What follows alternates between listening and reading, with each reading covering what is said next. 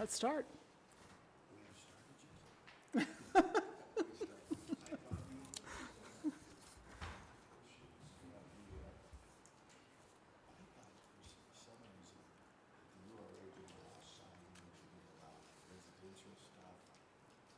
Oh.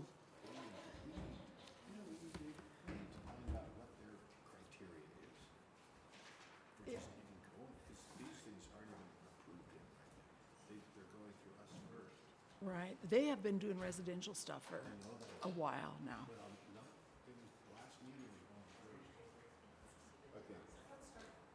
Good evening, ladies.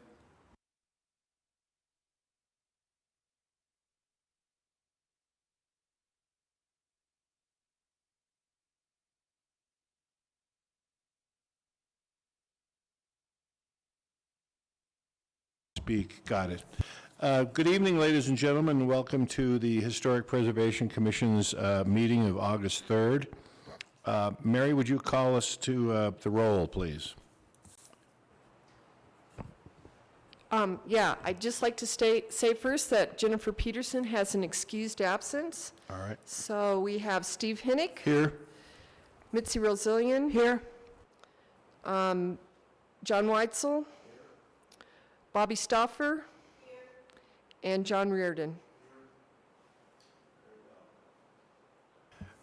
First thing we want to do is we're hearkening back to our March 2nd and March 8th meeting minutes. They were fairly pivotal.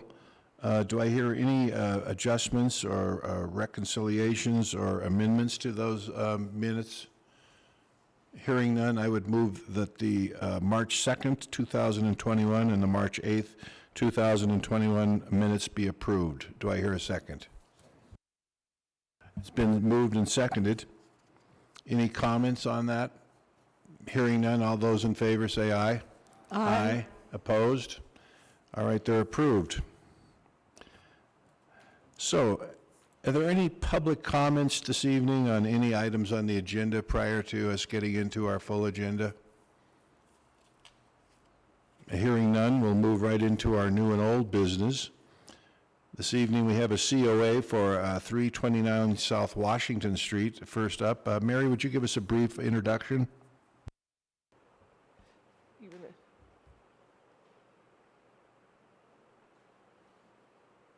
Can you move it ahead? Or can I do, I don't know if can I do it on this computer? Sorry. Can I do it on this computer, or no, you have to do it, right? Okay, thumbs up, okay. So our first of mini design review COA projects is for a small project right now at 329 South Washington. This is just, in the vicinity of St. James Hospital. The owners are Jeannie, Rick, and their son Charles Larson, and they're planning to do, they're going to do a major rehabilitation here, but they're just starting out in little phases. You can see the map on the left shows the building footprint. There's a long set of additions on the back.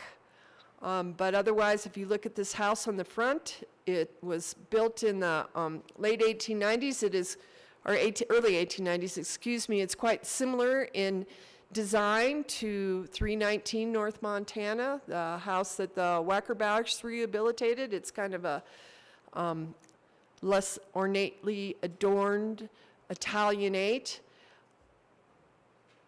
But right now they're just proposing a small project that will basically replace 2 windows and a door.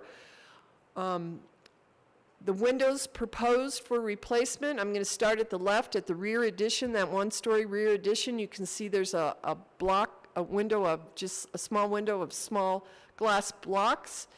It probably used to be a 1/1 double hung, and it was infilled and those blocks put in, probably in the 20s or 30s. And that is the location of a bathroom, and they would like to remove that block window and replace it with an awning window so they can open it up and have some ventilation in that room. The next window to be replaced is on the first floor. It's that the one at the back, 1/1 double hung. That's the new kitchen area, and they're putting in some cabinetry there, so they would like to put in a little shorter windows to accommodate new kitchen cabinets. And then the other modification is that second floor door that's up towards the rear of the house. As you can see, there used to be a set of stairs that went up there, and there would have been a deck, but that's long gone. And they would like to replace that door with a standard size 1/1 window. The replacement windows are proposed are all Anderson Series 100s. The 1/1s will be single hungs. And so at this point, I recommend approval of this project. Thank you, Mary. Any comments from the commission on this proposal? Mitzi? You said the one on the first floor, the double hung, is going to be shorter, but how much shorter? Do you have an indication of that? I think about 6 to 8 inches.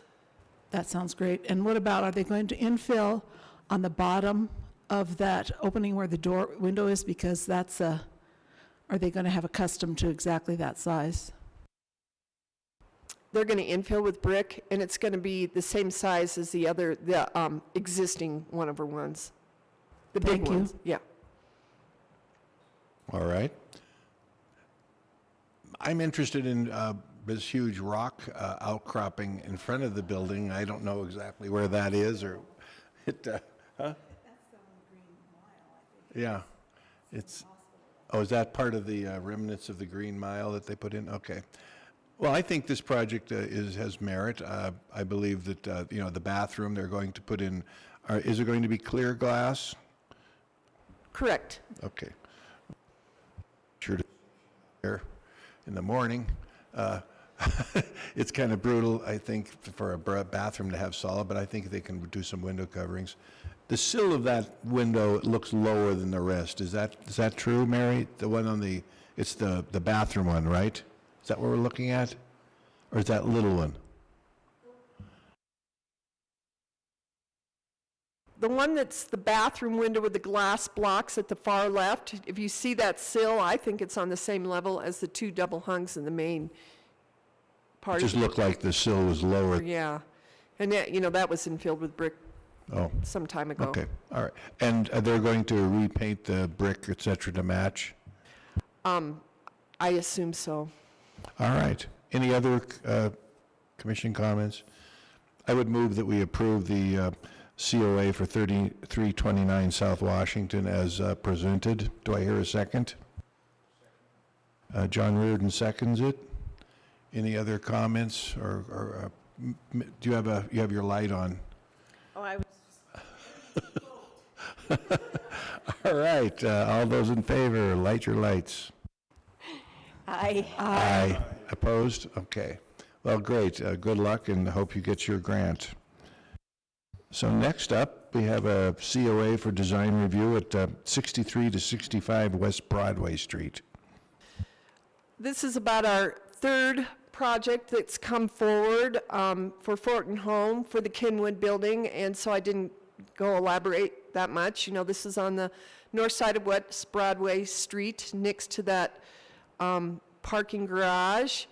They've really done some very nice work on this building so far. And this project is a continuation of their work to rehabilitate those 2 window wells.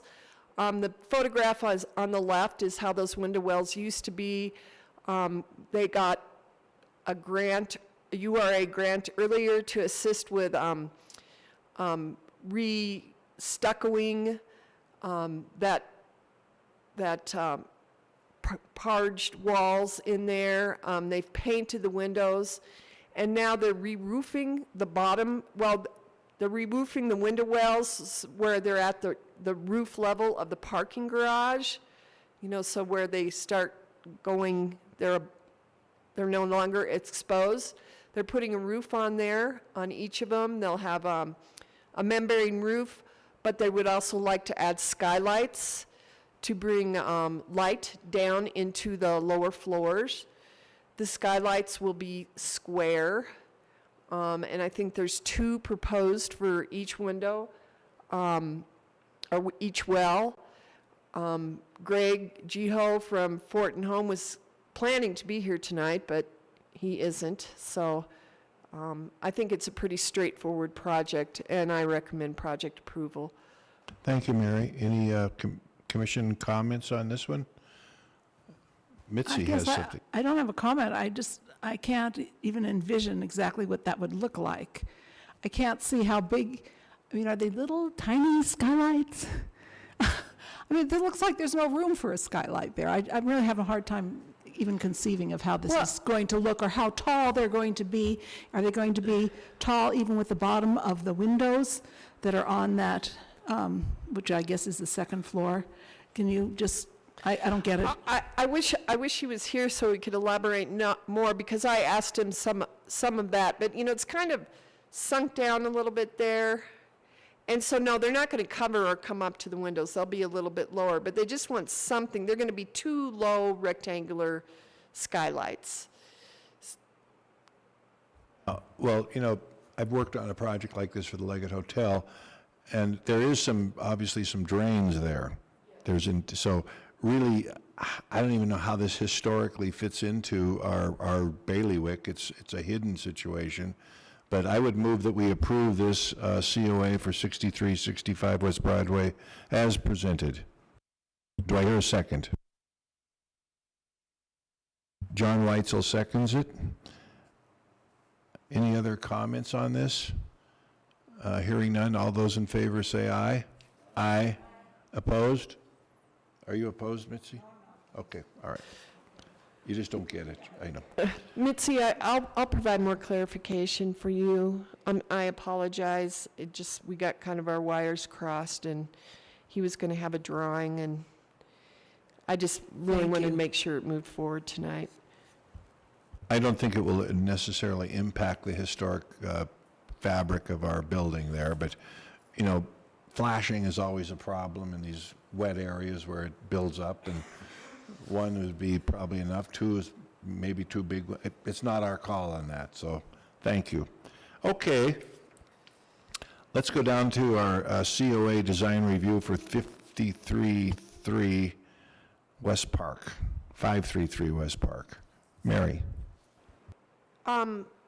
I think this is a very exciting rehabilitation project. It's this little house. It's a multiplex. I think there's 3 units in it right now, and it's right to the north of that parking lot that serves Hummingbird.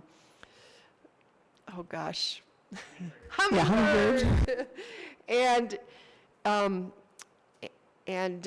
it'll be wonderful to have this place restored. I think when this was originally built, it was a house, and it was a single-story house, and then they kind of raised Park Street along here, and they added a second story. The proponents are here tonight, and I will let them speak, but I thought I'd just preface the project first. The major component is reconstruction of the front porch that has sustained some water damage. Oh, there you can see there's the property, and then you can see the parking lot to the left. That is parking lot for the Hummingbird.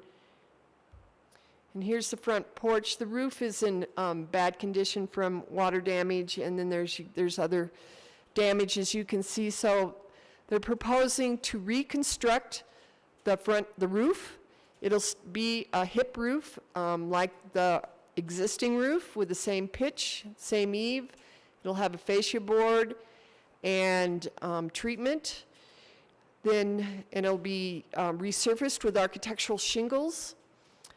And then they're going to keep the round columns for sure and rehabilitate those using, I put Abatron or wood epoxy, and then maybe repair or rebuild those little square columns at the basement level porch. And they're going to rebuild the deck and the stairway and the railings. The railings will be 1.5 by 2-inch posts, railings, kind of like what it is now. The stairs will be a similar configuration, and they're proposing to use Fibron on the deck, which is that composite wood decking, which is we approved for use at Casa Granda's, and they're going to use a wood-grained, wood-like, natural wood-like grain on that. Then the other major improvement is to reside the exterior walls. If you look around, there's all kind of siding that's been added to this house over the years, and I believe they're going to reside the entire house, our structure, using LP Smart siding in a 4-inch exposure with a smooth finish. I didn't really discuss that with them this much, but I do strongly urge that there will be corner boards and window frames around the windows added. And so right now, those are the major components, exterior components of this project. Thank you, Mary. Any comments from the commission on this project? Mitzi? I only have one question, and maybe you guys can answer that. Is the ceiling in the roof on the second floor, wonder what it is, and if it's beadboard, if you intend to replace it with beadboard?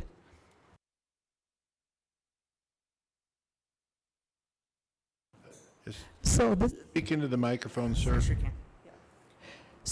in the roof that you're going to repair on the second floor, the underneath of it, what the material is, if it's plywood now or if it's beadboard, and if it is beadboard, if you're going to replace that, or it is going to remain whatever it is still. That's the only question I had. Since it looked like a total rebuild on the roof, I was concerned about the ceiling material. So you can say your name. My name's Bo Bernhardt. I'm the owner of Double B Construction. I live at 707 College Avenue in Deer Lodge, Montana. As far as the underside of the porch, we haven't really come to an agreement with the homeowner yet, but if beadboard is what is preferred, we can find something of that nature for, you're talking about the ceiling part above the windows in there? The ceiling of the The roof. ceiling Yes. of the new porch? Yes, ceiling. yes. Yeah, so The we can ceiling do, on the underside of it is, it looked like it's just old plank. It was shiplap, but really thin. It wasn't beadboard, it was actual shiplap. Okay. And it was really thin strips of it. So when we tore it all out, and that's how it came out, was in a billion little pieces. So, but if we were looking to recreate something like that, we could do beadboard. But that is something that we hadn't come to. We didn't realize whether we wanted to vault it and do some sort of other kind of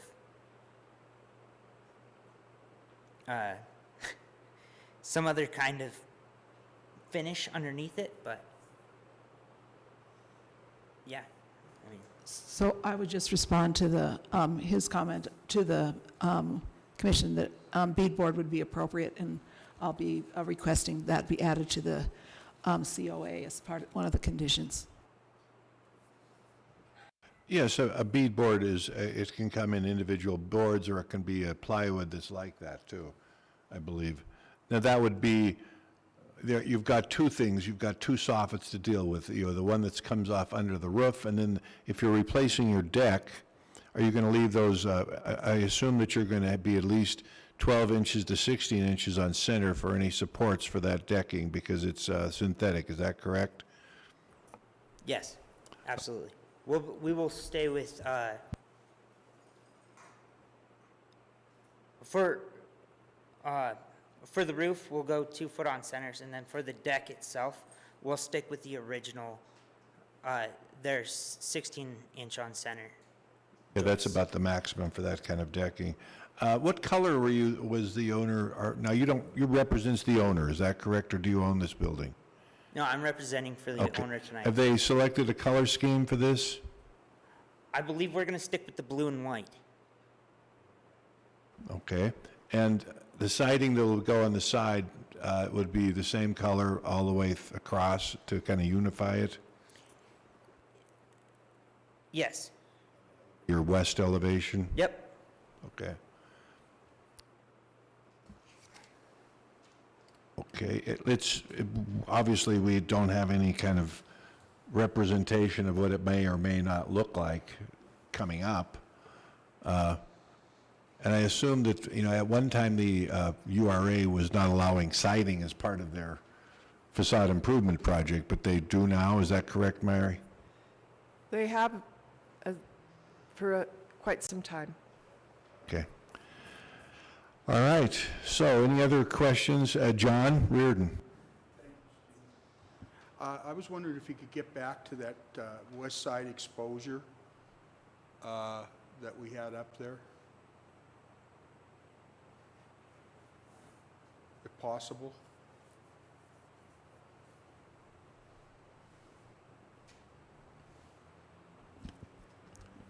There we go. I just had a couple questions, and I know that you guys are just basically starting this and all that. So we have the windows exposure on the other side, and we have those two little windows there. What sits behind those windows there? Or is that just missing pieces of siding? On the north face here? Yeah, see those two black deals, or is that missing pieces of siding? Or Those are just missing pieces of siding. okay, so then my deal is that we got a window there. Is there going to be another window on any part of that where the siding is missing? Well, there's a window in the back. You see, Well, I see where the window is there. I was just wondering if that basically, I guess, to cut to the chase, is just going to be a flat finish. There's not going to be no windows or anything on where the siding is missing, where we have the two blocks. no. Oh, okay. We didn't plan on, we do plan on replacing windows. We do plan on going through with, we've talked about that with the Anderson 100 series and sticking to all the original openings. So I didn't plan on cutting in any new windows. Okay. All right. Thank you very much. Appreciate you. Yeah, it almost looks like those are small windows in a stairway or something, because they're voids right there. What about the foundation in this back wall? Are any plans for it to rehab it, to either paint it or restucco it or what have you? Or the siding goes down so far and then there's a basement? No, so it's all just painted. We'll have the rest of it painted to match the color. And especially this side, if you note, they used old doors for their forms along the foundation right there. We thought that was pretty cool, so we definitely want to save that and maybe even accent it. But other than that, the only thing else that we have is we are actually going to turn the backyard area and put a patio on it and put it into like a gravel driveway. But right now, you're only asking for URA help with the siding and the porch repair, is that correct? Yes. Okay, thank you. So, I would move that the COA for 533 West Park be approved with the provision that we get a beadboard or similar soffit material on the porch and the lower area. Is that correct, Cindy? Yes. Yes, in the Thank you. ceiling areas, essentially. Yeah, the ceiling areas. So, do I hear a second on that? Second.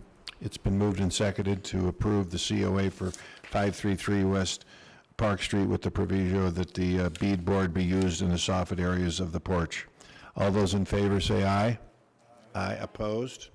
The ayes have it. Good luck and getting your grant.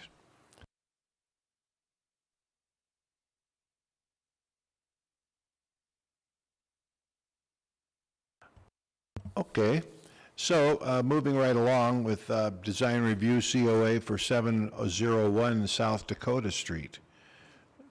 Mary, the old heavenly occasions.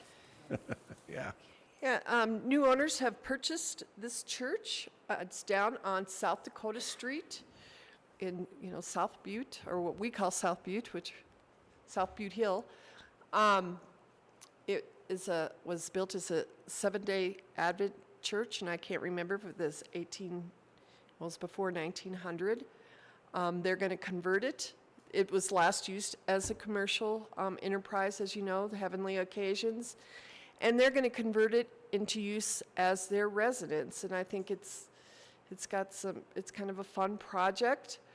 So right now, Bo is also the head of construction on this project.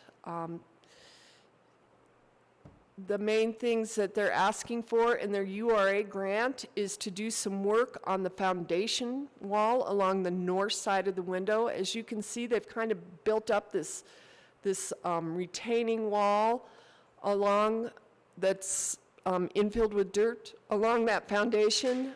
I'm not really sure. I went down there and I spoke with Charlie Davies because he's doing the work, and he said there's an old coal chute there, and I don't know if that's the concrete structure you see in the photo to the right in the foreground, or if it's back a little ways.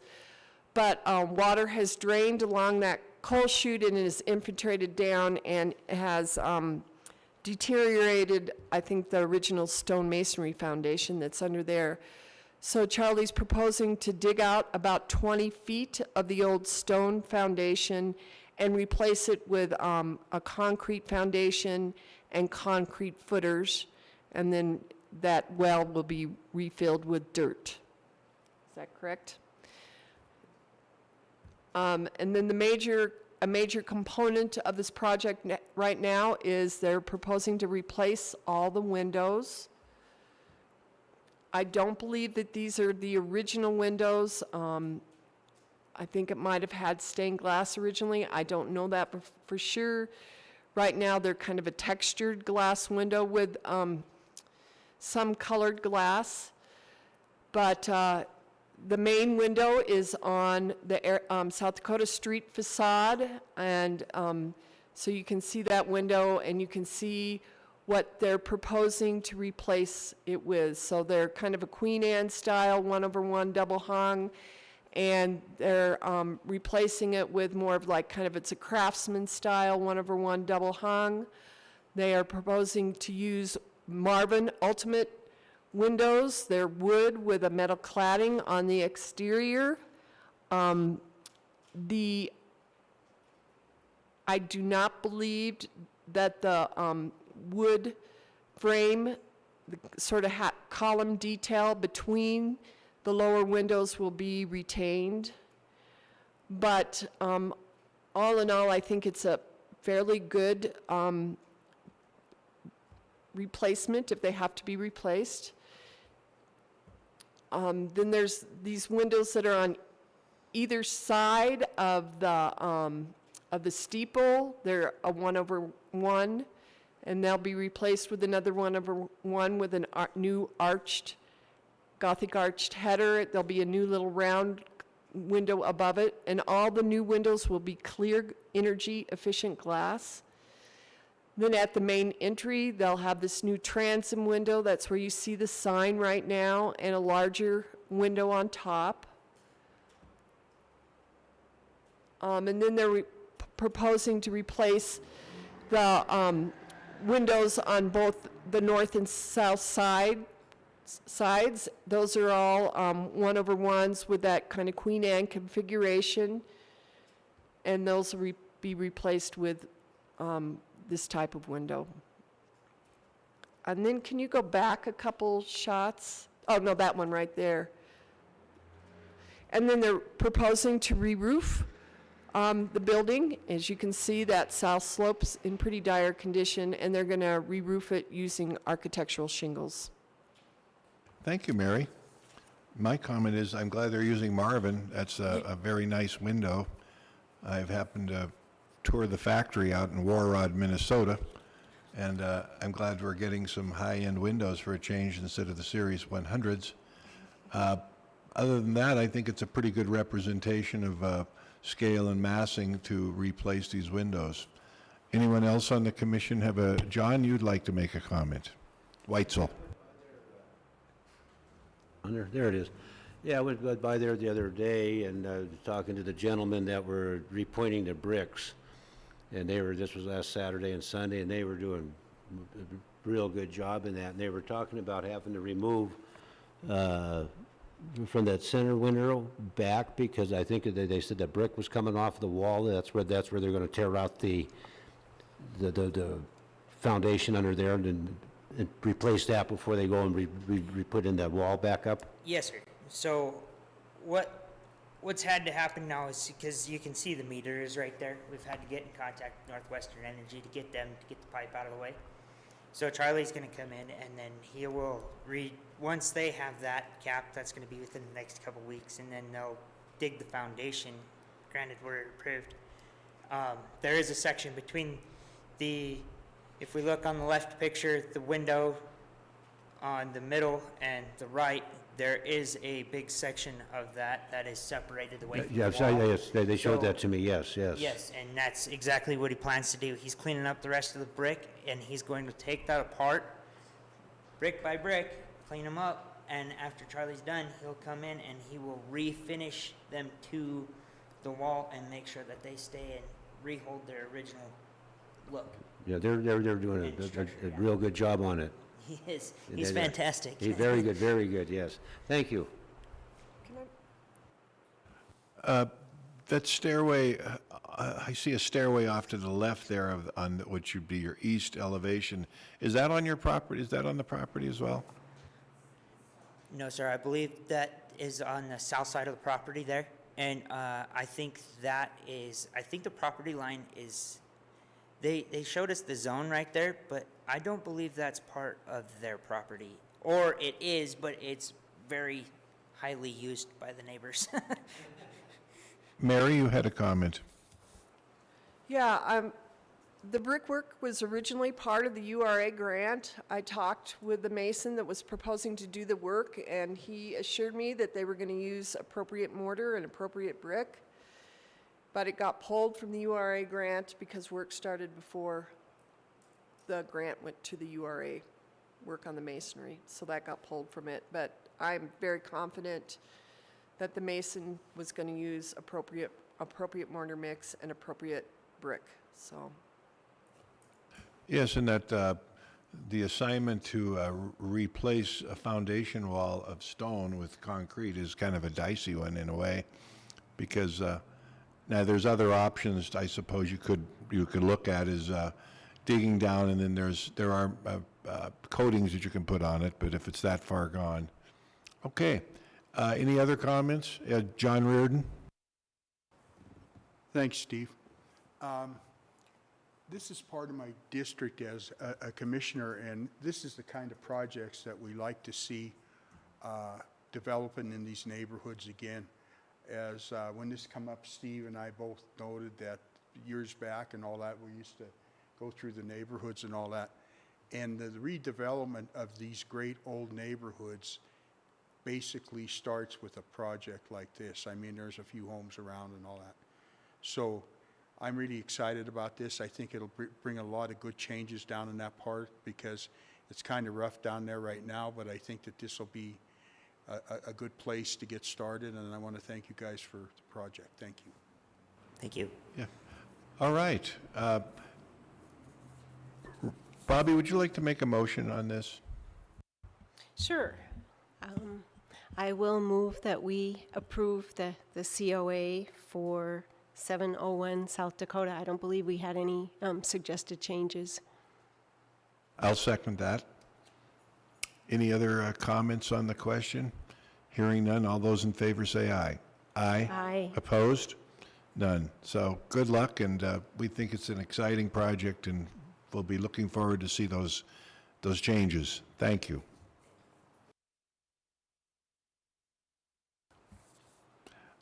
All right, we have another COA tonight, 109 North Montana Street. Mary. Yeah, we have another mural project here. the proponent, BT Livermore, is here with us as well, and I'm going to let him speak to the project more than me because he's much more knowledgeable, but it's going to be on this north wall of what I always think of as Trafford's at 109 South Montana. That is a brick wall. It has been painted, and then I believe there's been some stucco veneer applied to it. Yeah. BT Livermore, 406 West Broadway in Butte. The back half of the building in the photo you see, I believe, has stucco on it. I am just planning to paint the area that's brick and has been painted.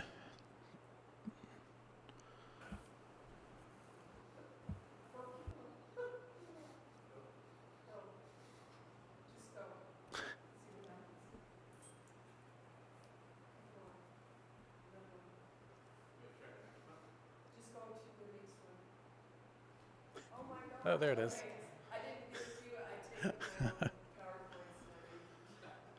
So, yeah, as you can see, I've stopped right where the brick stops, and then past that is stucco. And this is one, like when I was here last month, that's part of the SARTA grant that I received a few years back.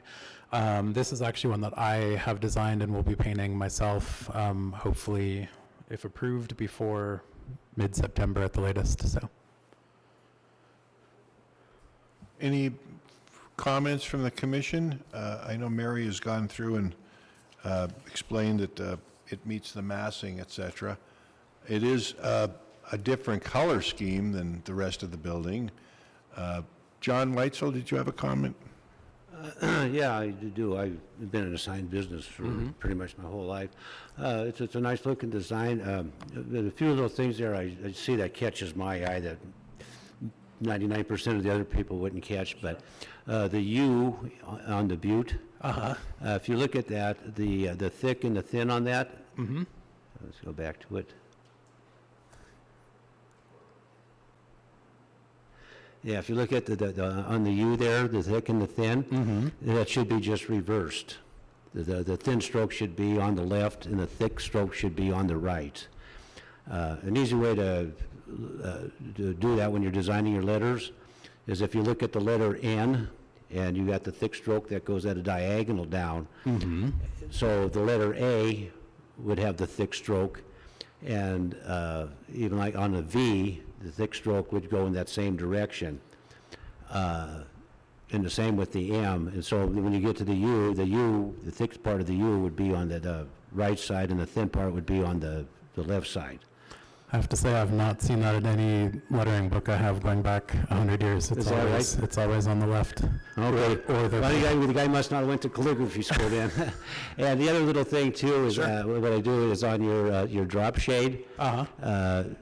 When you're going down the street, I've always done with my drop shade. I've always have it so that the shade it goes where the sun would be if you were coming down the street. Oh, yeah. So if I look at the B in that, if there was me, I would put the drop shade on the right side of the letters. I like that idea. I did not think of that. Thank you. Yeah, see, anytime I do my lettering, like on my signs, if it's a double-faced sign, I will make sure that I got the drop shade so it's always on both sides. I just don't take my sign and reverse it the other way.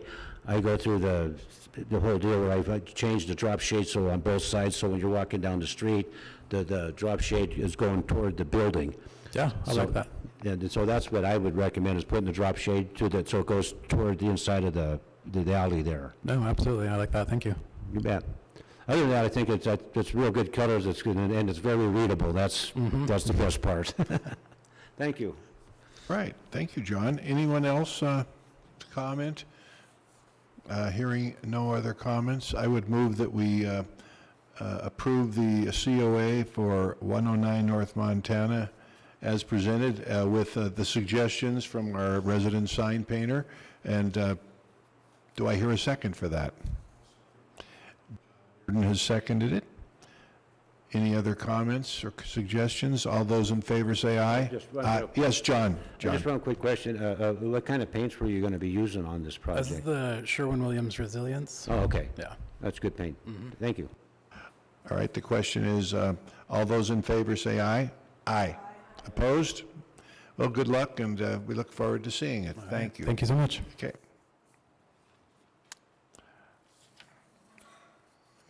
We have a demo review, COA, 1025 West Willman Street. Mary, would you bring us up to speed on this, please?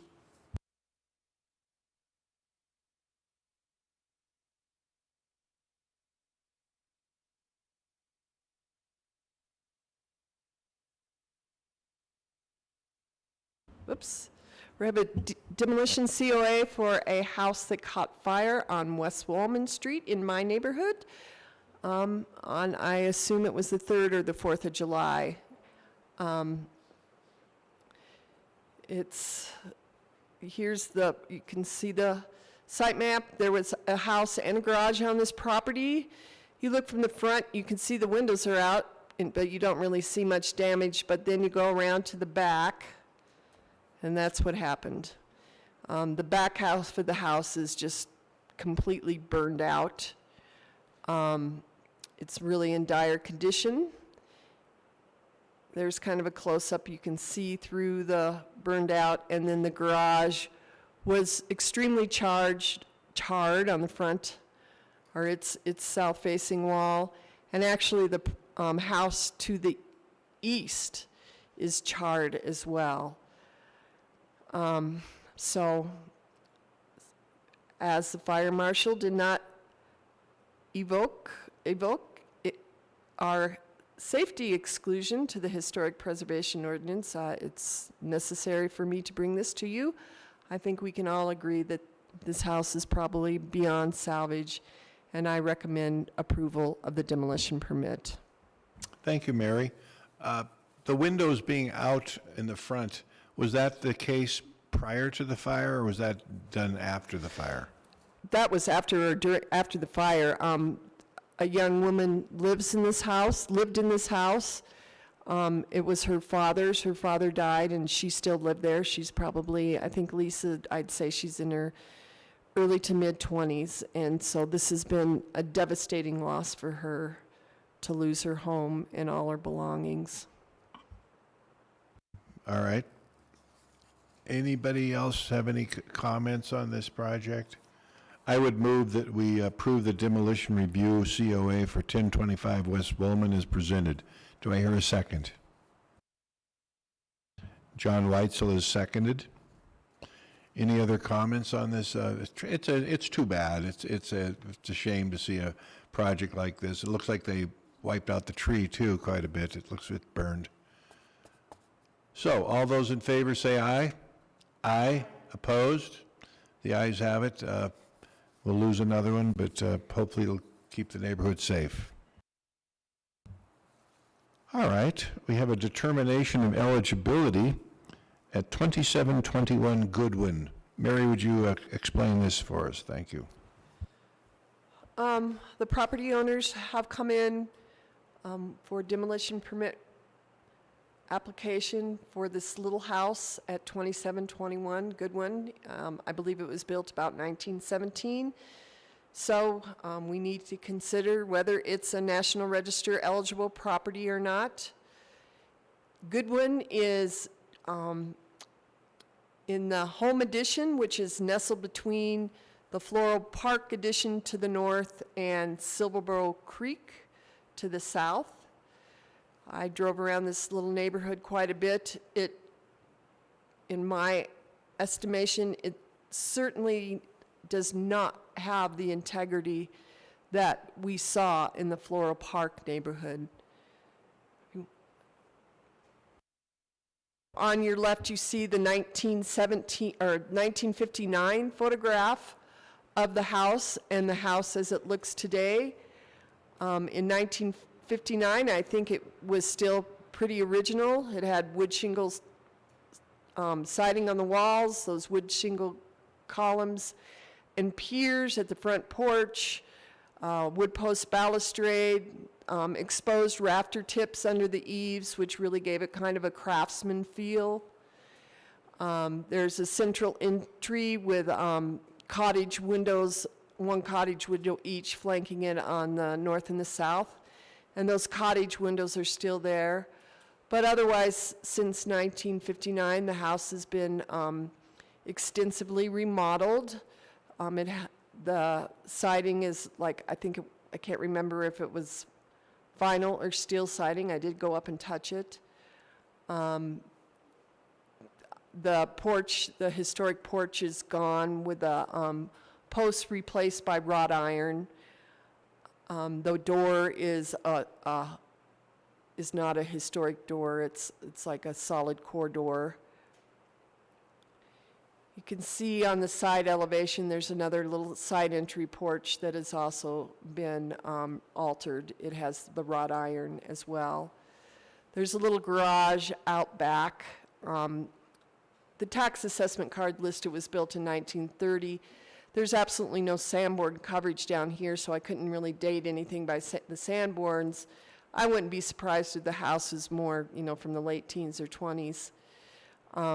It has a new door, both the garage door and the garage doors on the west side and the person doors on the south, and they're both metal or vinyl replacements. And the owner was in the process of re-roofing this structure, but now they want to demolish, I believe, both buildings. If you can go back one picture, you can see that the roof has a huge sag in the front. This house has a really great history. I think the original occupants, I don't know if you all had an opportunity to read it. And sometimes I get a little discouraged about, we do kind of in National Register evaluations, big man histories, and this one just tells the story of a family. There was a young couple that married, Margaret and Everett Claiborne, and they bought this lot like in 1915, and I think they were planning to build here, but about 10 days later, Everett died of a heart attack. In 1917, Margaret remarried Everett's brother Lester, and they were in their 30s at the time, and they moved into this house, and he had 3 kids, I believe, and she had a son, and so they moved into this tiny little house with 4 kids, and then they had a baby of their own the following year. Lester had been married previously, and his wife had died at a young age of a heart attack. Lester and his brother worked as stage carpenters and stage managers at various theaters in the uptown. He was also a star baseball player in Butte. When he first started working, he was working for the Butte Reduction Works, and he played on their league team, and he was well known throughout Butte as being a star baseball player in Butte. He died in 1922 playing baseball at Clark's Field of a heart attack. So you have these 3 young people that died of heart conditions at an early age. Margaret Claiborne continued to live in this house into the mid-1940s when she relocated to Seattle. So even though, they're not somebody that made a major contribution to the social, economic, or cultural development of Butte, I think their life story is kind of interesting, and so I'm glad we had the opportunity to record it here. If you look around at some of the houses in the neighborhood, the top left is the house just to the east. It's an older house, probably built in the teens or the 20s, but it's been extensively remodeled and no longer retains integrity. I think you could say the same. That's the house to the west, and the one to the right at the top is the house to the east.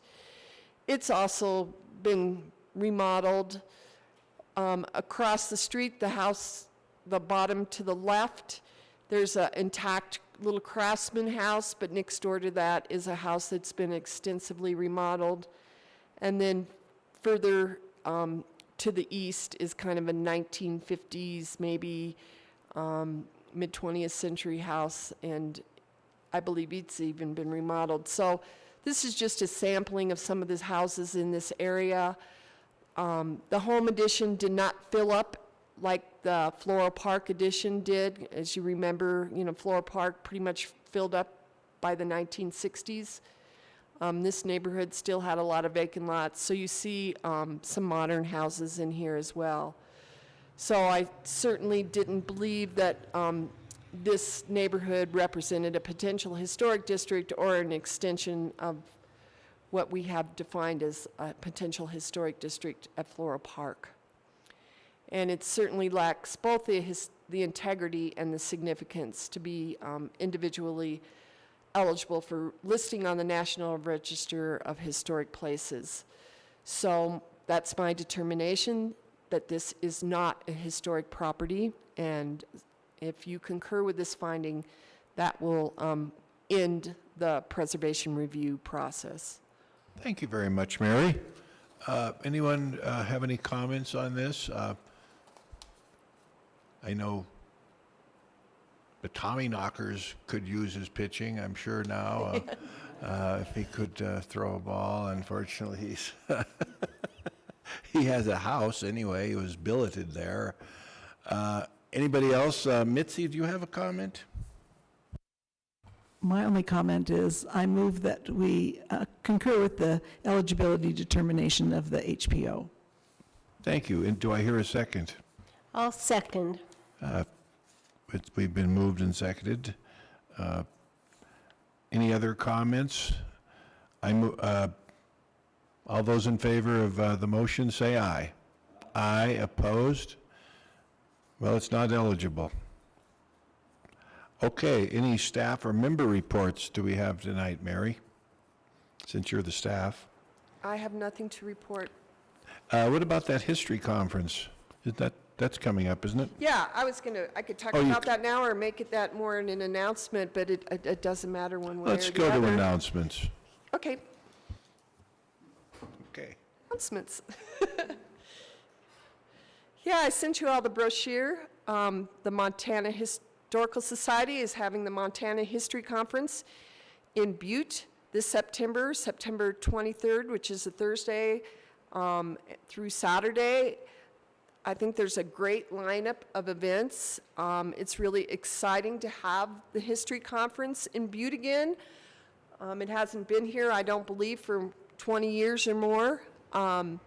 So it's a long brochure, but I hope you all will take the time and look at it and see if there's some things you would like to attend.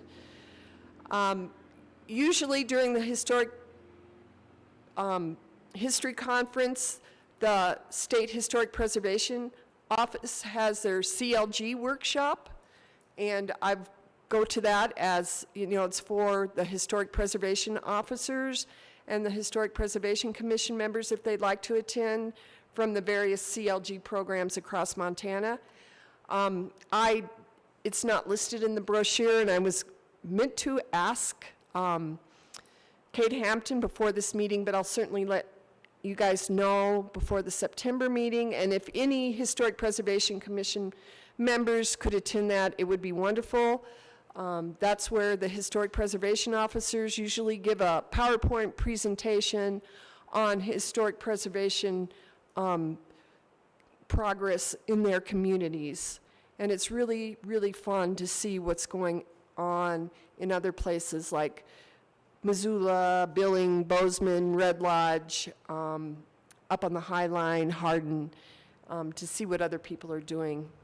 So I strongly encourage you all to look over that brochure. I'll be participating in 2 events. I'll be giving a tour of the Anselmo Mine Yard for the Made in Montana big tour that Brian Shovers is leading on the 23rd. And then I'll be doing a neighborhood tour on, I believe, Saturday morning. And that'll be the area around Excel, Park, and Broadway, similar to the tour I did for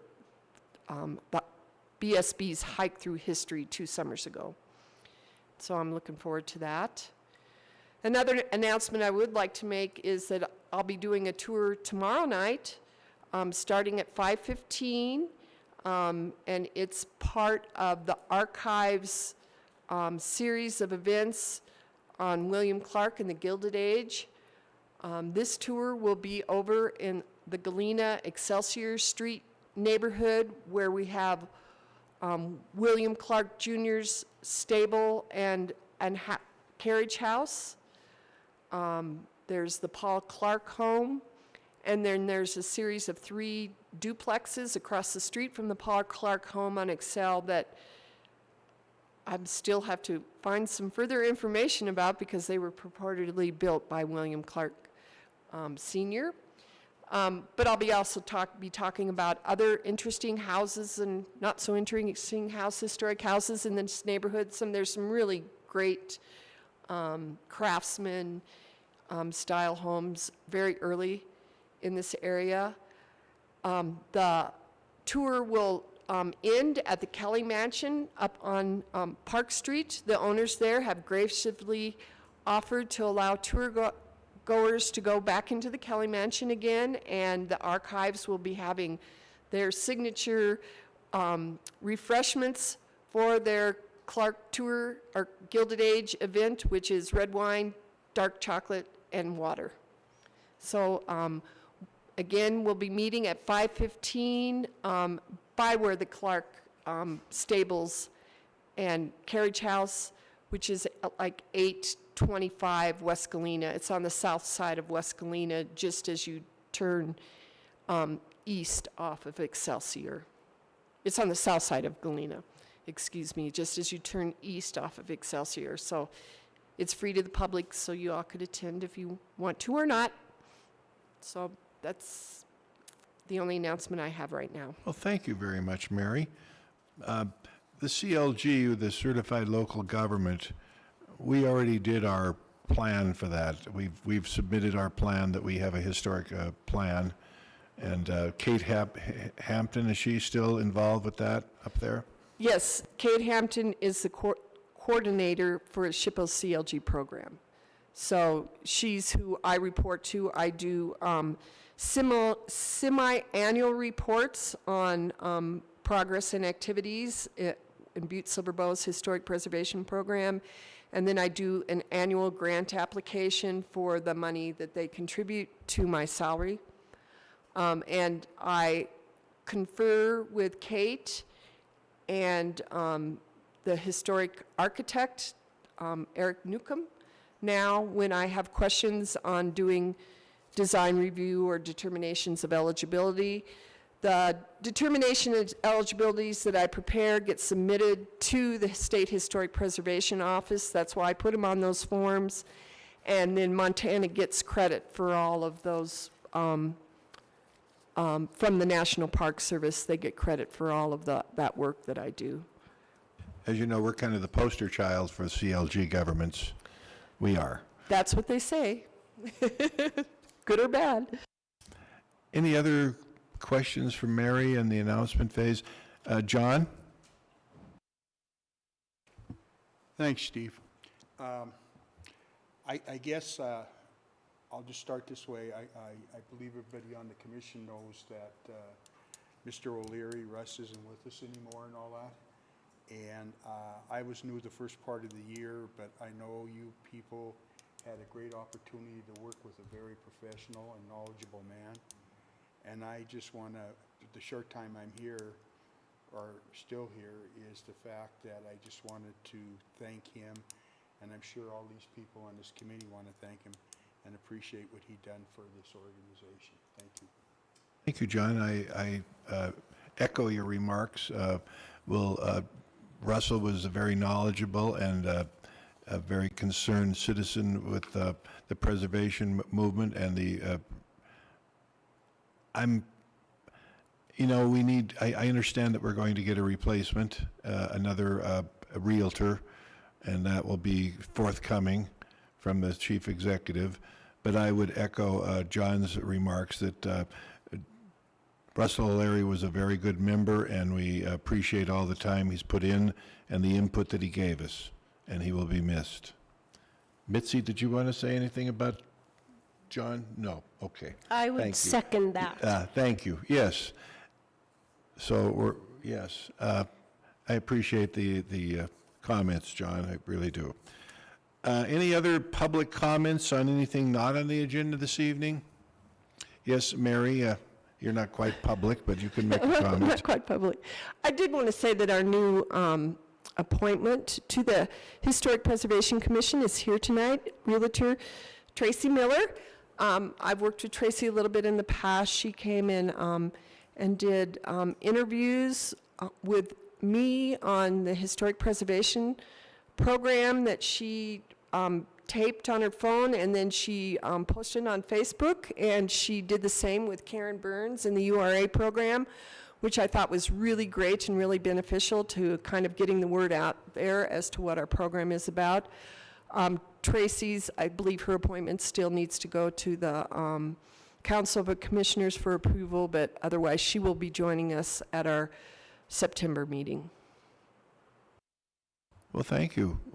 Welcome. I hope you've enjoyed the forthcomings we've had here, and prepare yourself for it. Mitzi has a little comment. I don't have a comment, but I'm trying to figure out when I can leave town in September. And as you know, our meeting is going to be at the 3rd of September, which is the Tuesday after the Monday that is Labor Day. And so I just wanted to make sure that that's when the meeting was going to be, or if we were going to, if there's anybody that thought they might not be able to attend, if we need to discuss an alternate date. That's a good point. It is right after Labor Day. Mary, how's the docket of applications working for that? Well, we're in August now. What have we got lined up? Is it really important that we do it that day, or how does the commission feel about that date? You're good? No, I'm not going to be here that day or the following Tuesday.